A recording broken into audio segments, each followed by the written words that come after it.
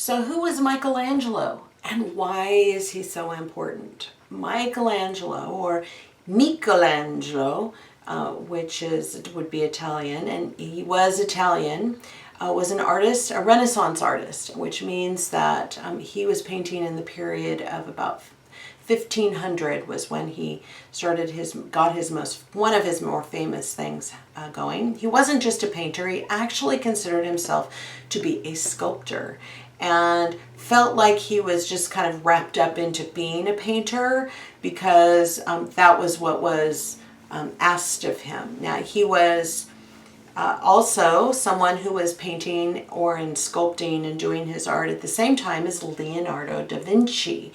Now I know you guys all know about Leonardo da Vinci, and some of you may know Michelangelo as well, but they were rivals. And da Vinci was someone who was also living in Florence, Italy, and but he was older. He was like my age, and Michelangelo, who was a genius, a prodigy, just like Da Vinci, but Michelangelo was 29 when he first sculpted his, actually I take that back, he was 26 when he sculpted his most famous sculpture, which was David.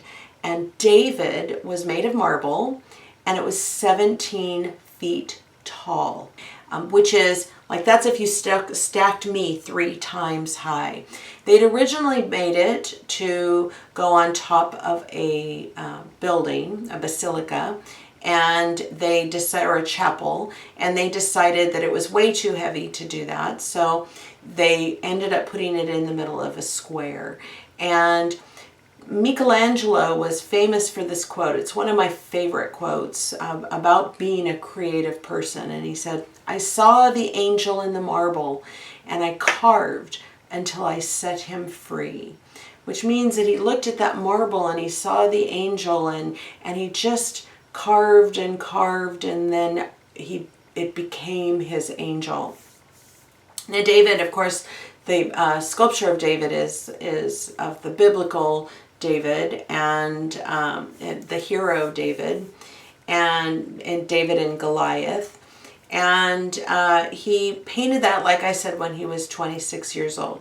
So to great fame, everybody looked at that and went, wow, look at what this guy's doing. So the Pope at the time in Florence, Italy, decided that he wanted the Sistine Chapel to have the whole Sistine Chapel repainted. It needed an update. So he asked Michelangelo, and actually there were a lot of famous artists at the time that we don't really know today that wanted to do the chapel, but he chose Michelangelo, and he had in his mind that he was just wanted him to do something simple.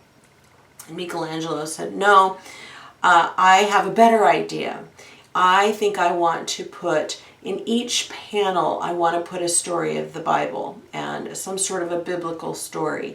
And so he did that, and the Pope signed off on that, and so that was what he ended up doing. And the chapel is quite large, and one of the reasons why I wanted to do this project is because the Vatican has put all of their artwork, or a lot of their artwork, now we can see it online because we're all doing this shelter in place and we can't go to the places that we want to go and visit. This is one of the silver linings, or making lemonade out of lemons type of a situation, where there are a lot of museums out there today who are putting their all of their artwork online, and we can do these virtual tours, and the Vatican is one of them. And so I want to show you on my iPad how to do this, and I will put the link to this website on in the description as well. But you just type in the musevaticani.va, and this is what you get. And I am going to quickly, you can go through and of course explore however you want, but I'm just going to hit my search button and I'm going to type in Sistine Chapel virtual tour and go. Let's see what comes up here. And virtual tour Sistine Chapel. I'm going to select that. Come on. It's loading. And now you can go in and you can see this just by using the arrows and the plus sign, and you get a sense of how big this is. It's just ginormous. There's also, I'm going to hit the back button, and let's see, I'm going to go my back arrow because there is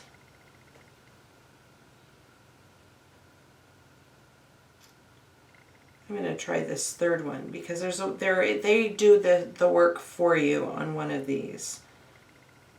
See, okay, the third one down, it's going to come up and it says virtual tour and it says video. I'm going to hit video. You can see I started it. So it's now showing me all of the stories in the ceiling here. And showing me the detail work. Look at how beautiful that is.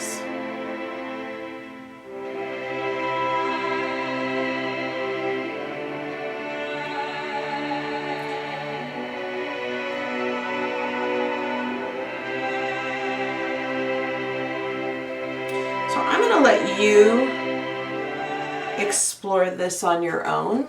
But I want to talk a little bit about the process of doing this, these paintings on the ceiling. Now, in the Sistine Chapel, the inside of the chapel is made of plaster of Paris, most specifically. And to do this, Michelangelo had hundreds, well, about 100, tens and tens of people or helpers, assistants, who would put the plaster down first, and they replastered the entire chapel. And he had to work in small parts when he did this, and they said that it is said that when they did the work that his assistants would replaster, and plaster is kind of, it's like almost like a really thick milkshake consistency, and it's what they make sidewalk chalk out of, if that gives you any hint. I don't have any plaster here. I wish I did because I could show you. But what they do is they mix it up, and it's just water and plaster. And plaster is gypsum that comes out of the ground, if you want to look it up. And they do call it plaster of Paris because it is imported in from just outside Paris. And so they mix it up, and it becomes this kind of wet, sticky consistency. But it dries in about, I would say 2-3 hours. So he had to work pretty quickly because the paint went on wet. So they would plaster up the area of the ceiling or the wall that they were working with. And then he would go to work, he would come in, Michelangelo would, and he would take his paints. And they were like tempera paints, chalk paint, so the color was held in the chalk. And he would go in with his wet paint and he would paint on the wet plaster. And why this is important is because the plaster would absorb that paint and the paint doesn't flake off. That's why it's really important. If he just painted directly on the wall, the paint would quickly flake off and it would disappear. So we've had the Sistine Chapel paintings by Michelangelo have been around for over 500 years. And with very little, only one time have they done some conservation on it. And that's because the wet paint in the wet plaster. So he could only work about, they said it was maybe a foot wide, which is 12 inches by 12 inches, to 2 feet wide. And that was as quickly as they could work. So it took him about 4 years to complete this whole project. Now the other challenge for this is that it was upside, a lot of it was upside down, or it was on the ceiling. So he was having to paint like this. Can you imagine? There are a lot of people that have said that, well, he must have painted on his back. It is known that he designed a scaffolding design where he was able to be up and close to the walls rather than just ladders. And scaffolding is when you've got planks of wood that were up all along the walls. And there are some people that say that he would lay down and do the work as well because it was so difficult on your neck.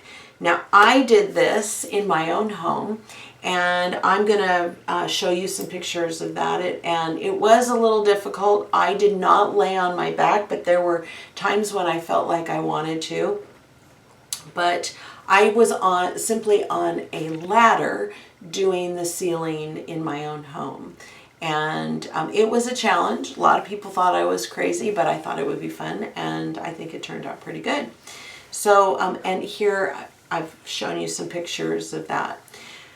So conservation of this, when about 20 years ago, the Vatican decided that it needed to be restored. And the other thing that had happened, I should back up a little bit, was between then or now and the time that Michelangelo did the original, one of the popes, Pope Julius, I don't know what number, decided that nothing in these paintings, nobody should be naked. And of course, a lot of our biblical drawings and Renaissance drawings, you see the body without any clothes on.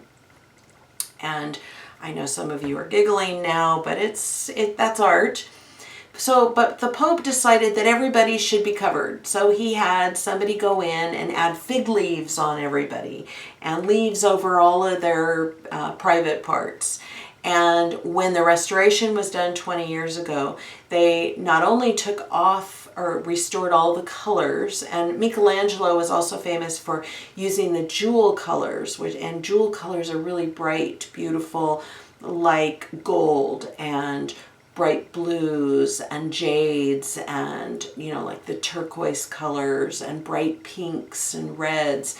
They not only restored all those colors, but they removed the fig leaves and all of the things that the Pope had decided needed to go over over their private parts, which is kind of a little bit of a trivia. So it is now, again, as beautiful as it was when he originally painted it. Now, one thing I didn't tell you too is I talked a little bit about Da Vinci was working at the same time, and he had just finished Mona Lisa, and was considered, which was kind of his breaking out at the time. And everybody thought he was a genius because of how he had done Mona Lisa, and many of you are familiar with Mona Lisa, but Da Vinci and Michelangelo were rivals, and there are a lot of scholars out there that believe that both of them became much better because of their rivalry, because they were constantly pushing each other to get better. And it's funny how that happens, but when you want to be better than someone else, you always work a little harder. Da Vinci started out in Florence, but when Michelangelo became as popular as he did, Da Vinci left Florence, Italy, and moved on to other places. He continued to be a brilliant artist in and of himself, but they were wasn't much of a rivalry. But think about it. Da Vinci was in Florence, and he was kind of the king in Florence, and Michelangelo was like 26 years old when he did David, and all of a sudden he became this superstar and continued to be that until he died. He did a lot of other things other than the Sistine Chapel and David. He did a lot of other paintings in chapels and other things like that, but until his passing. And I can't tell you when he died. I can't remember what that is, but I will actually add something at the bottom here and tell you how old he was when he died, because I know that's always a question. So how we're going to do this project today. I want us to, we're going to get under our desks. I've wanted to do this project for years and I've never really been gutsy enough to ask you to do this in the classroom, but I'm going to ask you to do this at home. I'm going to do it at home. And but first, let's think about our subject. So our subject today is going to be what's happening today in our world, and which is that we are all sheltering in place, which means that a lot of our lives have changed a lot. For you guys, it's that you're not going to school, are you? You're virtually going through school. For me, I am teaching from home, and many of your teachers are teaching from home as well. And a lot of this, Michelangelo broke all of these stories out, which is why I want you to think about breaking out your story as well. You can also think about this in terms of a comic book, and it's not comic books we always think of as being funny or because the word comic, but they can also be kind of dramatic and they tell a story in frames, and that's what Michelangelo did. Now, I don't want you to go and do a complete comic book or what have you. I want us to break it out into 3 frames, okay? And how we're going to do this, I want you to start with your white piece of paper, and you are going to draw a dot in the center at the bottom. And that's going to help us with breaking out our 3 frames. Now you can break them out just long lines if you want to, but I think this is a little bit more of an interesting way to do it. So I'm going to take my ruler and I'm going to start from the top corner and go down to that line right here and draw a line from there to there, and from the other corner from the top down to that bottom. And we've got now 3 different spaces for our idea or for our drawings. Now your main focus, I want it to be in the center. So I'm just going to write main focus here. And then we've got, and you're not going to write this, that's just to remind you. And then we've got the 2 things off to the side, which are also important. They're going to be other things that you're thinking about. Maybe it can be just a feeling.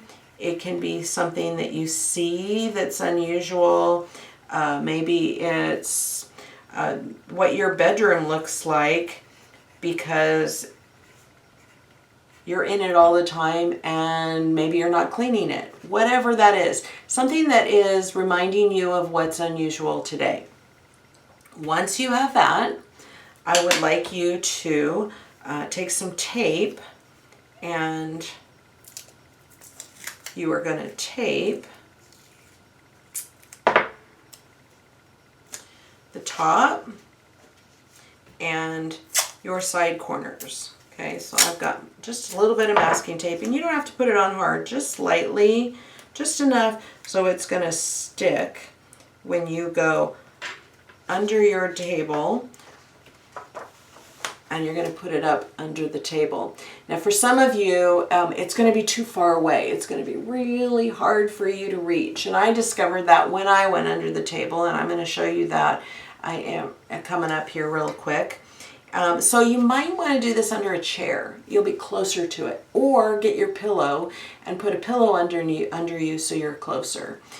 We're going to, once you go under, you're going to take this, you're going to just right underneath your, and tape it down to your table or your chair, and then we will start from there. So I'm going to now take my paper and I'm going to go under the table and I'll meet you there.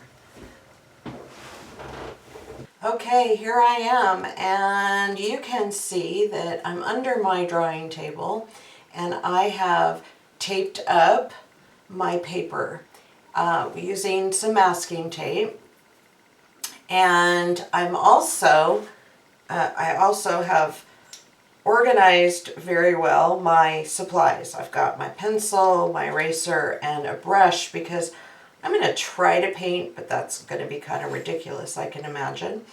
But So here's my drawing. I have got my paper separated in 3 parts, and this is my main focus. So the things that I'm doing right now, because I'm stuck at home, or we're sheltering in place, is that the biggest thing for me and the most exciting thing, or the new thing, is that I am doing my classes online. And so I'm filming them, and here's my camera, film camera, and my light.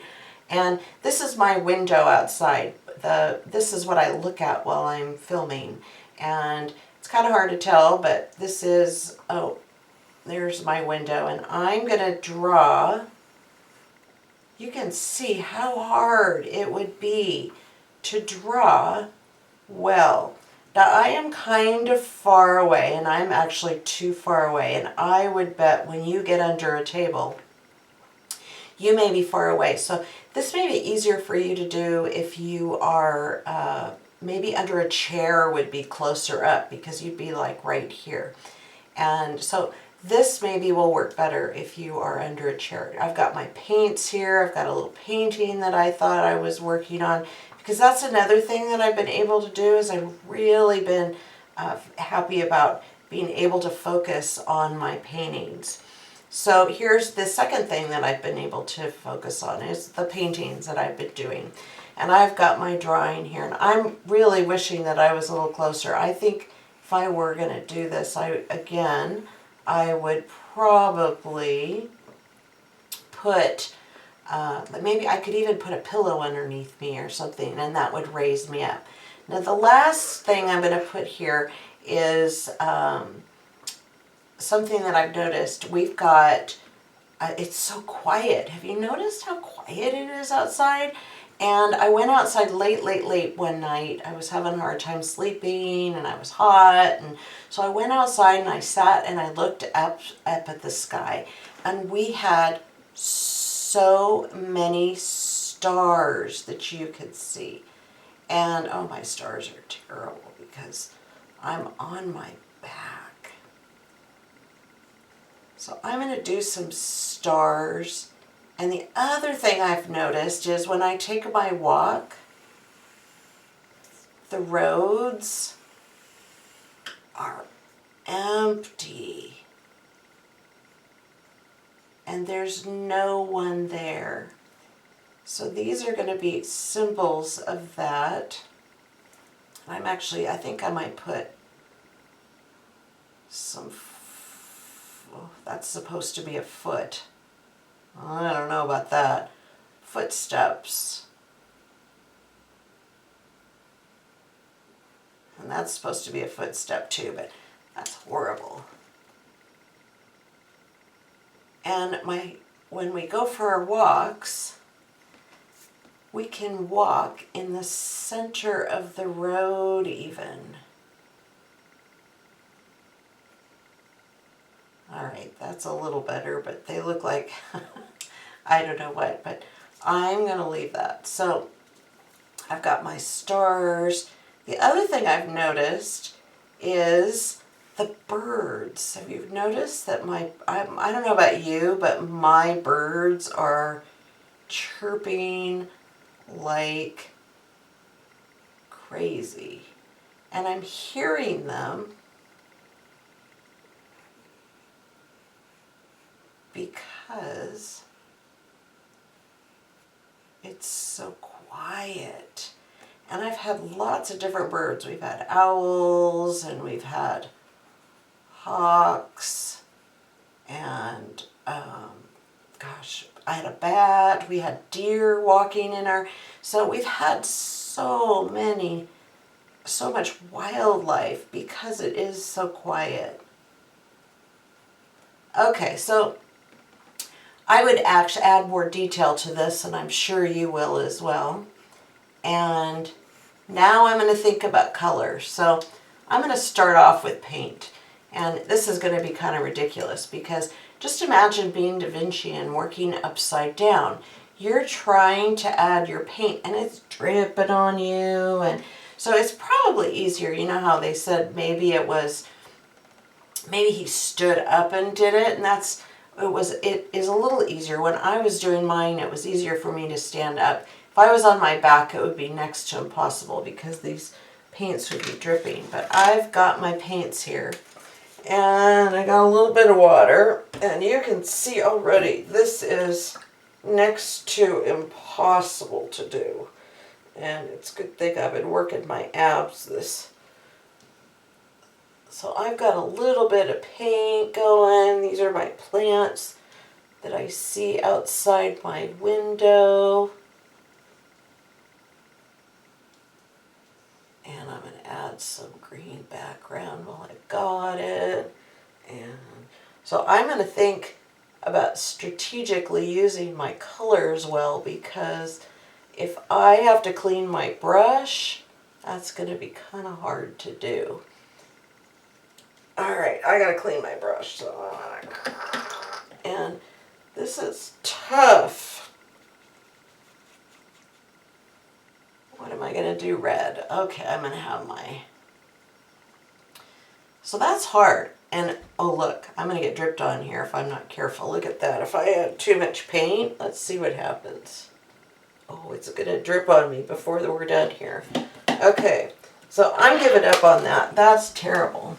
Now what about oil pastels? Oil pastels will work really well. Let's try my green with my oil pastels. Oh yes, so much better.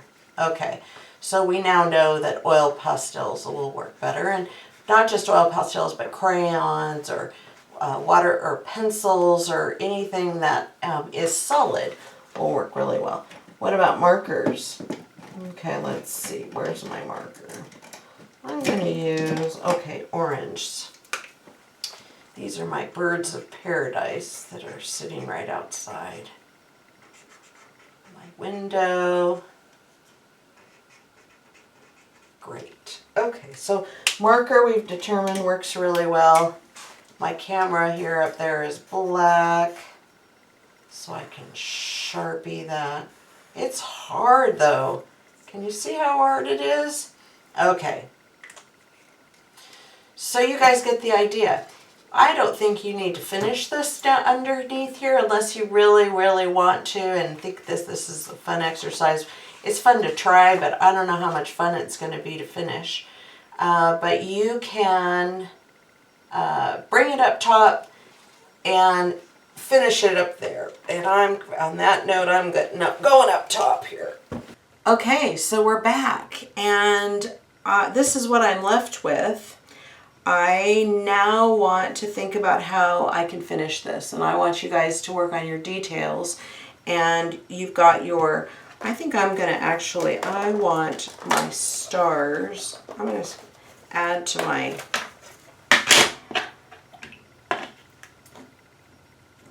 add my yellow for my stars. It actually might not be a bad idea too,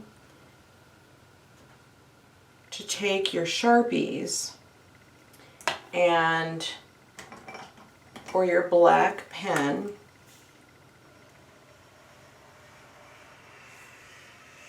and darken this up a bit so everything stands out. Here's my light, just my basic, just my detail lines.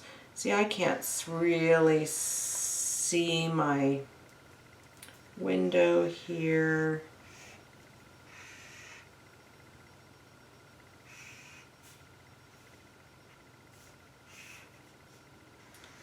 My camera, I can do up my camera here so I can see it. Here are my paint pots for my painting, and so on. Okay, so add all those details. Oh, and you know what I always forget to tell you? Sign your art, okay, when it's finished. It would be kind of fun, actually, now that I just thought about this off the top of my head. It might be kind of fun to keep a portfolio of the art that you did while we were sheltering in place.